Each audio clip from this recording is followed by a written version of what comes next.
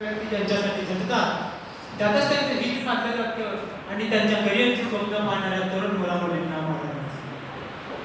मी विक्रांत धनंजय बनसोडे वालचंद महाविद्यालयामध्ये 11वी सायन्स शाखेमध्ये शिकत असून तुमच्यासोबत विषय मांडतो आहे घंटागाडी. घंटागाडी म्हणजे काय? आपल्यासोबत येतो महानगरपालिकेने राबवलेली घंटागाडी रस्त्यावर असते. सकाळी म्हणजे स्वच्छ बनेगा ये भारत, इरादा कर लिया हमने देश से अपने वादा, ये स्वच्छ बनेगा ये भारत.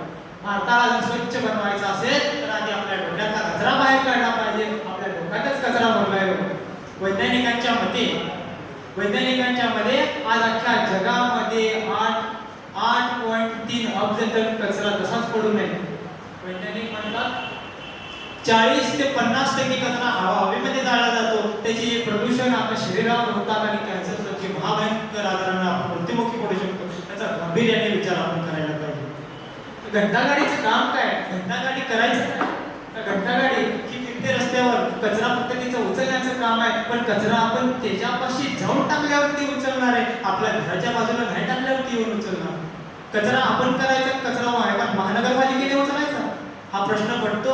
आपण सुशिक्षित आहोत सगळे. आपल्याला एवढा तरी विचार असायला हवा. आपण कचरा घरातला बाहेर दुसऱ्याच्या घरासमोर टाकतो आणि दुसऱ्याच्या घरापुढे जाऊन म्हणतो तुझा कचरा उचलून घंटागाडी पुढे टाक.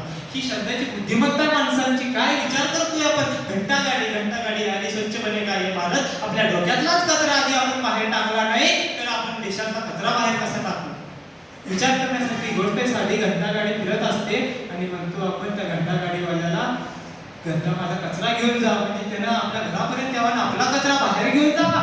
वा वा, मला खंत वाटते या गोष्टीची. अरे आपण सुशिक्षित आहोत. आपण इथून तिथपर्यंत सुद्धा चालत जाऊ शकत नाही.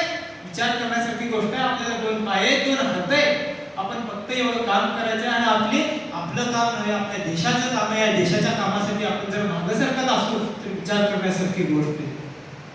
आपण कचरा टाकतोय. कचरा कोणासाठी टाकतोय? तो कचरा घंटागाडीसाठी टाकायचा. कचरा बाहेर झाला की महानगरपालिकेच्या नावानं बोंबा मारायच्या. कारण का? महानगरपालिका कचरा उचलत नाही. का बरं? कचरा आपण करायचा, महानगरपालिकेच्या नावानं लोक मोडायची. कशाला कचरा उचलायचा त्यांनी? किती म्हणून करावं त्यांनी तर कचरा? आणि सरकार कुणाचं? हे असं आपण असं केल्यावर सरकार निर्माण होतं काय? हा कचरा फक्त घंटागाडीतच नव्हे तर जागोजागी प्रत्येकाने उचलला पाहिजे. जागोजागी आपल्या देशाचा स्वच्छता केली पाहिजे. मला असं वाटतं. मी स्वतः एक वारकरी आळंदीला गेलो होतो आणि आळंदीच्या इंद्रायणीच्या काठावर 250 प्लास्टिकच्या बाटल्या मी स्वतः उचलल्या. कारण का? ज्ञानेश्वर माऊलींच्या इंद्रायणीचं काठ मी स्वच्छ केला. कारण का? तुम्हाला एक गोष्ट माहित असेल, एका जंगलाला आग लागलेली असते. चिमणी या बाजूने जात असते, बाकी सगळे प्राणी एका बाजूने पळत असतात. कारण का? बाकी सगळे प्राणी त्या चिमणीला विचारतात, अगं तू इकडे जातेस आणि इकडे जाते. चिमणी काय म्हणते? माझ्या फक्त एका थेंबाने ही आग विझू शकते, तर तुम्ही का पळताय? छोट्याशा एका कणापासून जर याची सुरुवात होत असेल तर आपण का नाही करू शकत? विचार करण्यासारखी गोष्ट आहे. आणि आत्ताच्या तरुण पिढीला फक्त एवढंच सांगणं आहे, आपला देश आपल्याला स्वच्छ करायचा आहे आणि आपल्या देशातला कचरा आपला बाहेर काढला पाहिजे. आणि देशातला कचरा बाहेर काढण्यासाठी आधी आपल्या डोक्यातला कचरा बाहेर काढला पाहिजे. बघाच आपला देश स्वच्छ होईल.